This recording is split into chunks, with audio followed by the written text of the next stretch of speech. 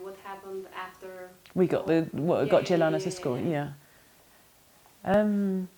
So we had this amazing experience of that was one of the proudest days of my life, was walking this. I was at the head of this line of 62 children, like walking to school, and we left from the center of the Mahala in Fushë Kosovë, and as we walked, there were all these people from the community like saying, "Where are you going?" and "Well done," and it really felt like quite a procession and a real achievement, and the children were very proud, and so that was a really great day, and I felt like we'd achieved what we set out to achieve, and I'd said that I would give that 6 months, and so it was almost exactly 6 months, like it came very close to not being achieved within that timeline, but we did it. But then actually various people told me that we couldn't stop there, because if we did just stop there, probably everything that we had achieved would just go, be lost, because the school obviously didn't want the children there, because otherwise they would have made it easier for them to go in the first place. The children were all, some of them were 2 years behind, some of them were 5 years behind, so they were really going to be struggling. They were going to be 14-year-olds in first grade, for example. So that's not an easy thing for the teacher, not easy for them, and so. And how was that managed? Well, by the school, you mean? By the school, and how did you assist in that? Well, the school, the teachers were perhaps understandably really unhappy about having these children in their classes. I guess they were visibly different children. They were poorer children. They were also children who hadn't had any prior learning. And those teachers the classes are very full, and so they were, they already have 38 children, and they were being asked to take another 3 children or whatever.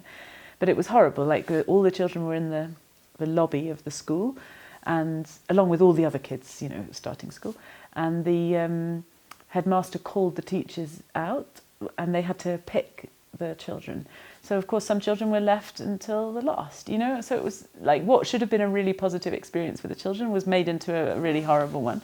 And in the first week, I think we had 11 children sent home from school for all kinds of excuses, like, oh, you're too big for the chairs, or you're too small, or come back when the extension, the objectierie has been built. 2 children, brother and sister, were called up in front of the class, and the teacher said they had scabies or fleas. I can't remember which. And we took them to the doctor afterwards, and they didn't have fleas, but they refused to go back to school because they'd been ashamed. So the teachers really tried lots of ways just to get these kids out, which but I suppose one of the things we did, which hopefully helped the teachers and certainly helped the children, was an idea of one of our volunteers that we should start Saturday activities so that the children could come back together and they could see each other and have that kind of solidarity, and they could also have extra learning because they were still very behind. So we started those, and actually we still continue those even 7 years later. And we have about 80 or 90 children who still come every Saturday. So not just those original children. We have some kids who come who were always in school, like they registered in the right way, they go, but they just want X, they want to be with their friends, and so that's really nice. And then we have some children still who come who are not in school for whatever reason, and this is actually the only education they get is coming on the Saturday. So they're really fun activities, and they're run by volunteers, and almost all the volunteers are from the community, including a group we call the Little Teachers, who are teenagers from the community who've had training every week. They have a training in critical thinking and a bit in pedagogy. They have a trip, like a shtitia, every month. So, they have some benefits, but in exchange, they teach the children of their community every Saturday, which I think is a really important model, That's one of the ways that I think our organisation has grown since, or has matured since that start. Because back in 2011, it was, crazy English lady volunteers, mainly foreign volunteers, and we were kind of bussing in, helping the children going back to our homes. Now it's people from the community who are helping in the community, and that's much more sustainable and much healthier. You mentioned shtitia, I'm just wondering, Do the people from the community get to see other parts of Kosovo? Well, that's exactly why we set up these outings, because lots of the children know. Lots of the children haven't even been to Prishtinë. Some of the children know Prishtinë really well because they're the ones who pick the rubbish, you know, go into the container. So actually they know it better than I do. Like, they know all the back ways, and they know... So they have a different map of Prishtinë from what I have. But some of the children haven't been at all. And, you know, even when they come to Prishtinë, they're not going to the theatre or the art galleries and the cinema. So we've taken them to those places, and we've taken them around Kosovo as well, you know, to Prizren and I'm trying to think where, Novo Brdo, and yeah, the cultural heritage sites, and Gërmia, and to have, you know, fun as well. And we also have speakers coming in to talk to the children, because this idea of expanding their horizons is really important. So yeah, that's, I think, something that we've really moved on from that starting point. But the other thing that was really important as the children were being registered for school was that we realised that unless the families were economically supported, then in the winter, when it's the hardest time and people are sick and they need firewood, and then that's when the children would drop out of school. And so we needed to help the families financially. And so we set up this women's enterprise to employ the mothers of the kids who we'd registered. On condition that their children went to school, they could be employed in this project, and then the profits from the sales of what they made would go straight back to them. So we didn't take any profit, not even to cover the salary of our coordinator. So we got grant funding for that. And we started off with making soap and making tote bags. And we've now expanded into making greetings cards with these beautiful silver filigree designs. So we cooperate with a cooperative in Prizren who make silver filigree, and then the women sew this little bit of jewellery into the card, and so it's a kind of card, but it's also a present, because you can then wear the jewellery, so wear this piece as jewellery. And yeah, I'm trying to think the other products we make. We're just about to start making candles as well. So we have a range of products. And we have women in Fushë Kosovë in this, and we have women in, we had women in Istok. In fact, that part of the project just closed at the end of last year. And we have women in Janjevo in the project. So at its largest, I think we had 30 and more than 30 women in it. It's slightly smaller now. But that's been a very important model, you know, like it's not just, we have this model that we didn't start out with, but now we've constructed around what we do, which is we help people in need.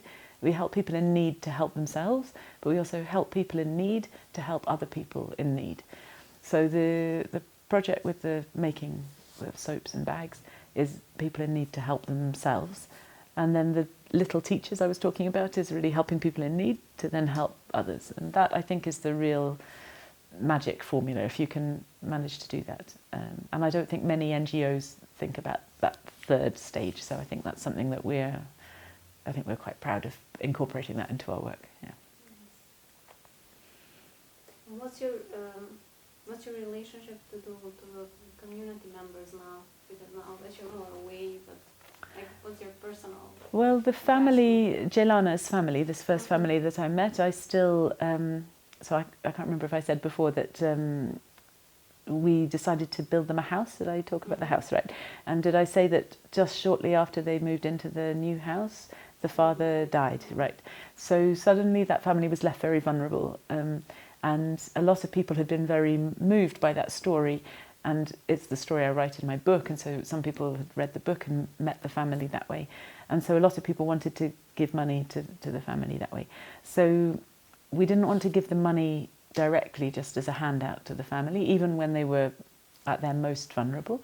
We wanted it to be kind of kushte-zuar somehow, and conditional on the children going to school. Because when the dad died, the oldest boy told me that day, he said, then I have to take Dad's wheelbarrow and leave school. And like, you know, that's not what your father wanted, and we're not going to let that happen.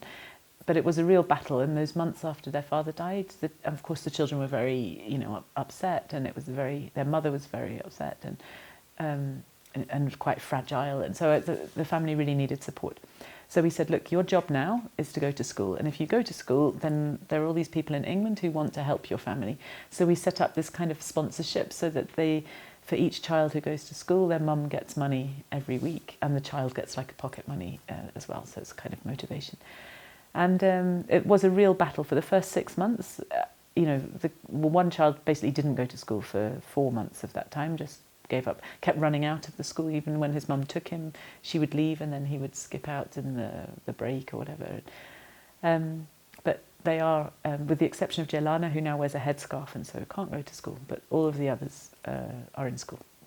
And so I go every time I'm in Kosovo, which is now maybe twice a month, I go and visit them. So I have a very close relationship, and I'm in touch with them on Skype or phone, perhaps every few days, even when I'm out of Kosovo. So that keeps me connected. And then I think my role has changed a little bit because, and this is something I thought about a lot during my sabbatical as well, so maybe my story's even changed. But I think I see an important part of my role as joining up the UK and Kosovo. So there are so many people in Britain who care and who can be made to care. If you can tell the story, then they can be made to care.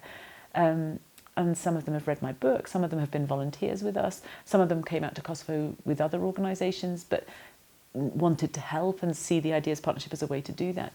So we have a lot of people who want to give maybe money, or they want to give, this big suitcase that I just brought today, that is the reason that I was late, is full of shoes that were donated by people in England, because they say, my kid's grown out of these shoes, I want to give them to a child who will wear them to school. And I think what the Ideas Partnership is very good at is making that direct connection. So that woman who gave her children shoes will get a photograph of the boy who's wearing those shoes now in Fushë Kosovë, and we will send it and say, this is Filan, and he's in school and his mum says thank you, and a little bit, so that they really feel connected. And when we take them to Filan, we will say, this comes from a lady in England and her son used to wear them and now she wants you to have them.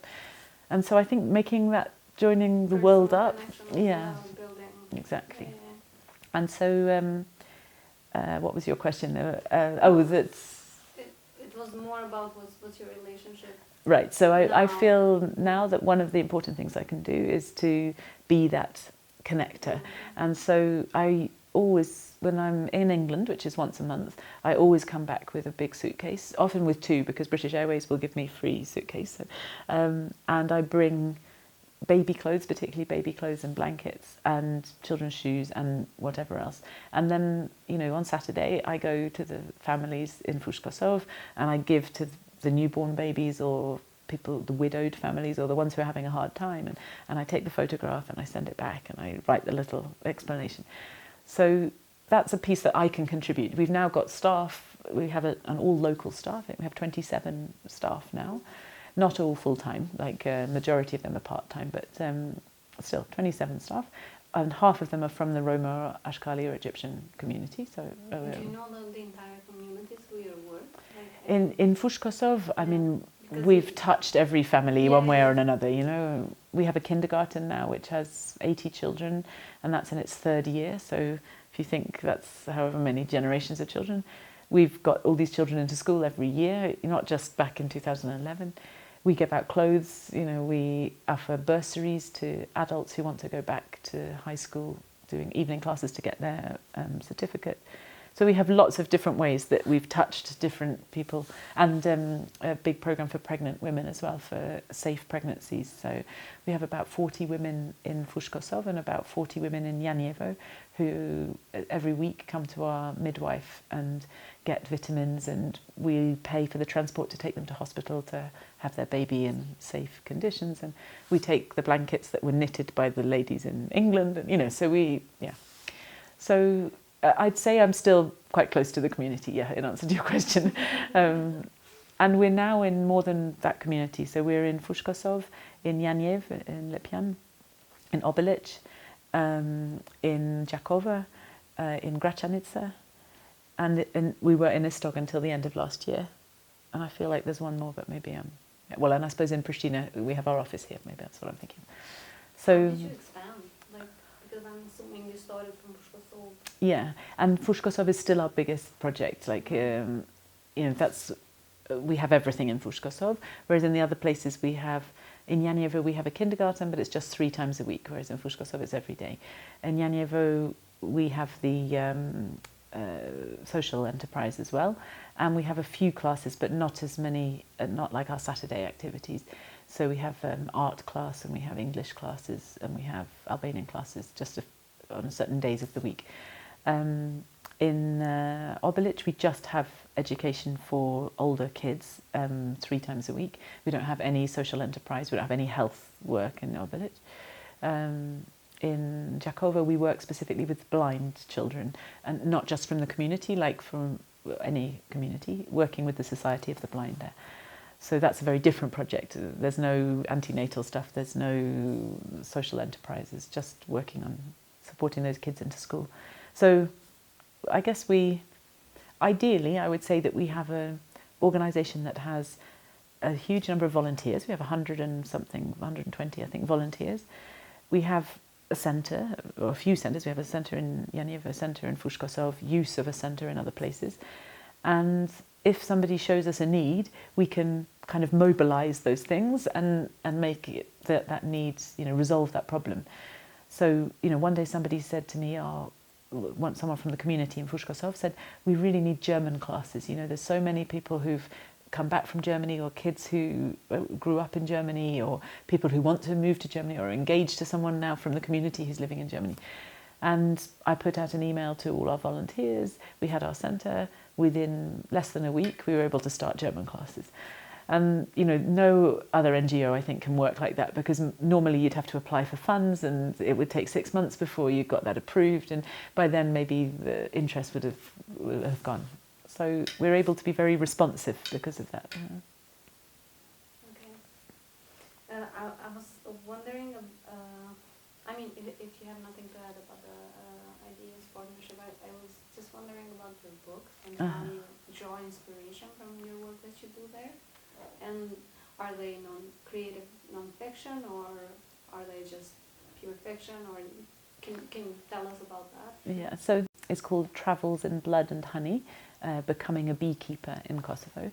So this one really tells the story of from when I first arrived in Kosovo in 2006 to 2008, like when we left Kosovo. The last chapter is us leaving Kosovo, when we thought that, when Rob had a job back in England, and we thought that our time in Kosovo was coming to an end.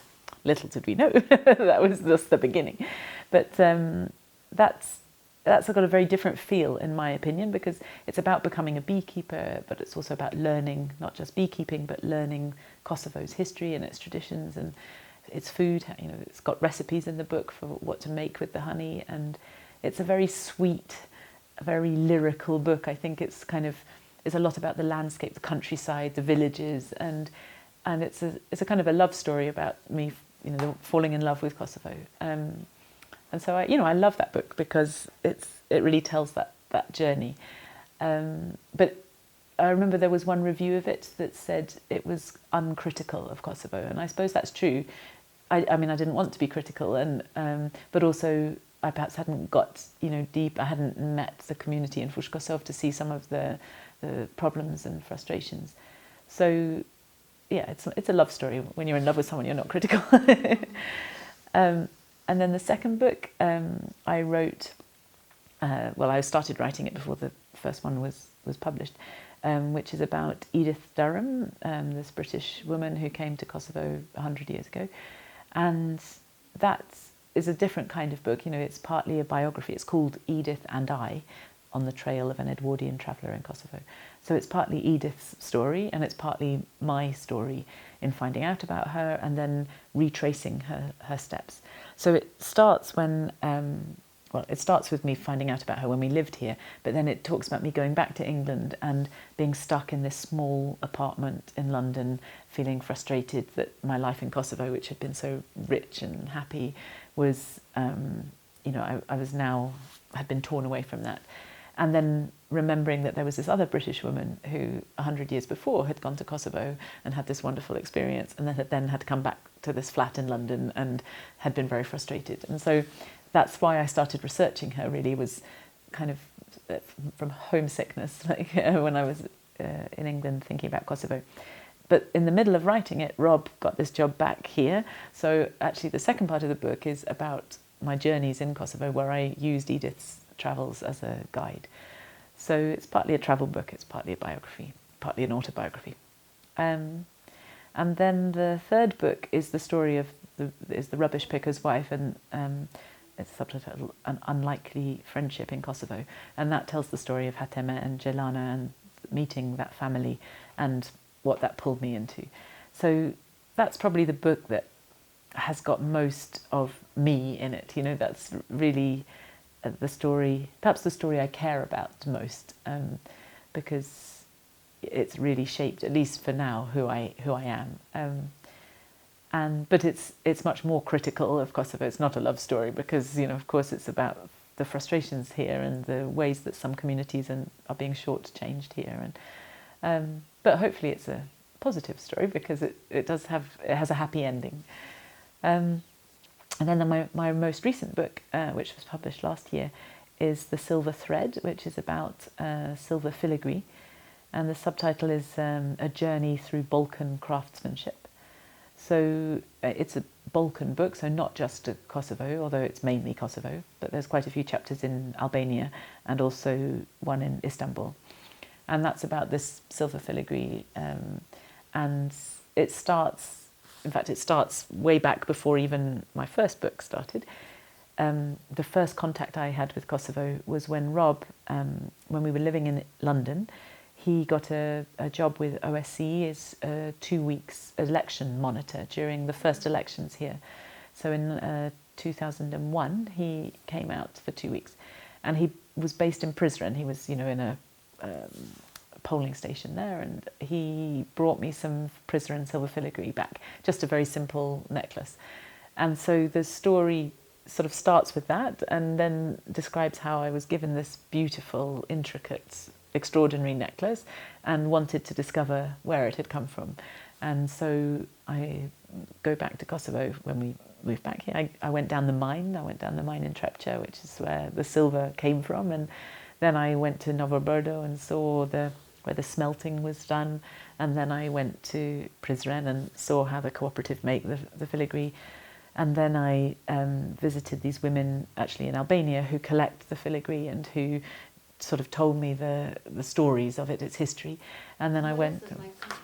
What are the stories around this type of craft? Well, it's particularly the way it's worn, I suppose. That's there's some technical details in the book about how it's made and these techniques.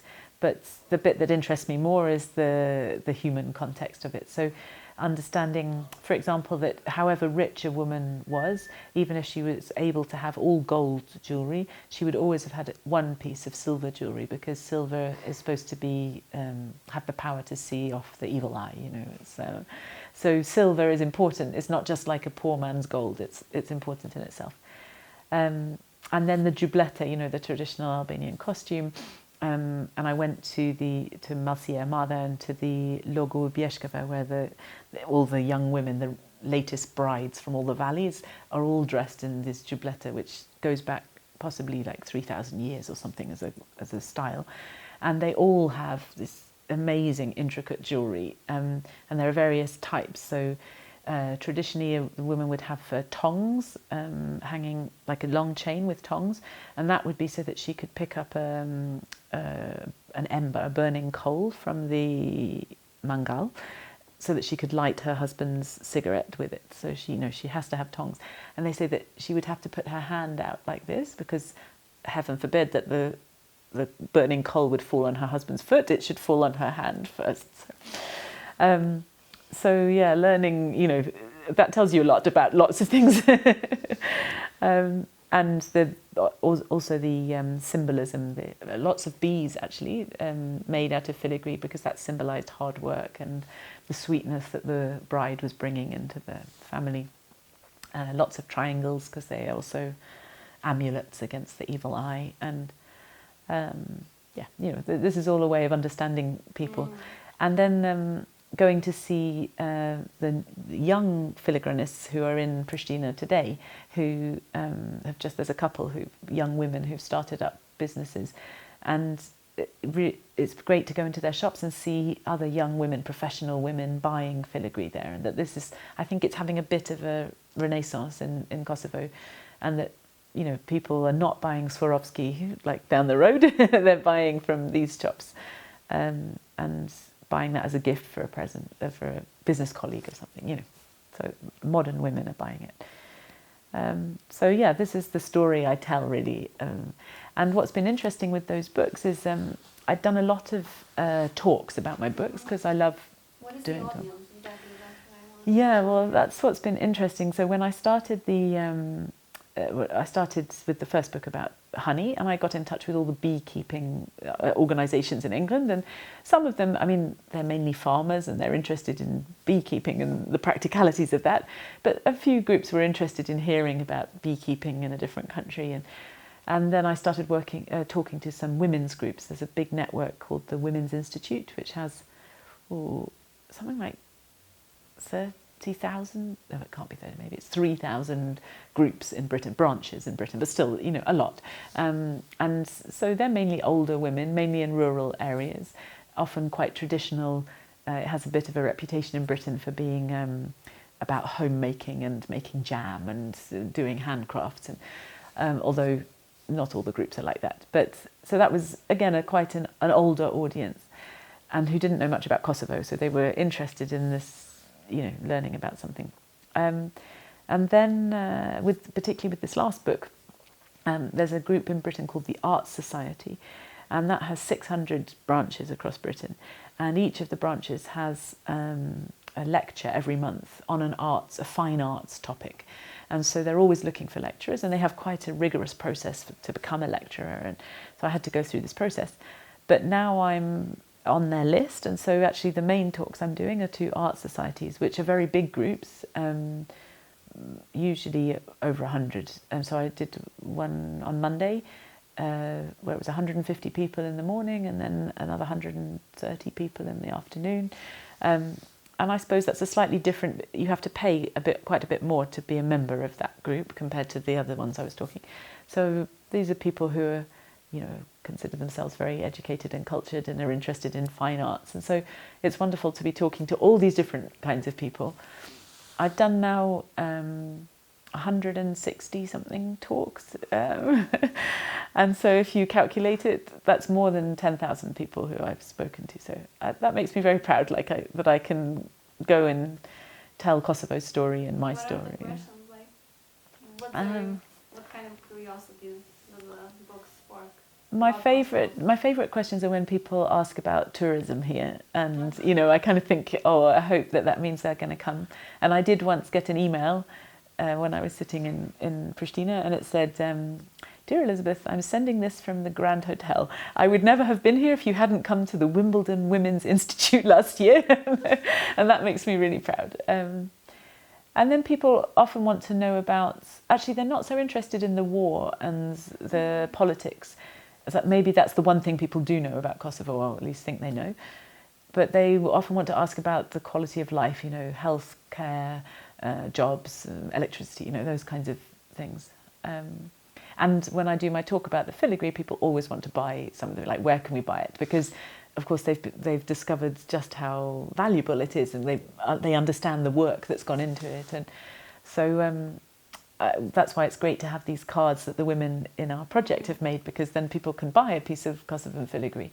And we have a collaboration with a designer in Cornwall, who made these earrings. So the filigree in these earrings is made by the filigranists here, and then she combines it with these other beads and crystals and pearls and whatever for necklaces and earrings. And so those sell very well, and she gives some of the profit she gives all the profit to the Ideas Partnership. So it's also everybody wins, yeah.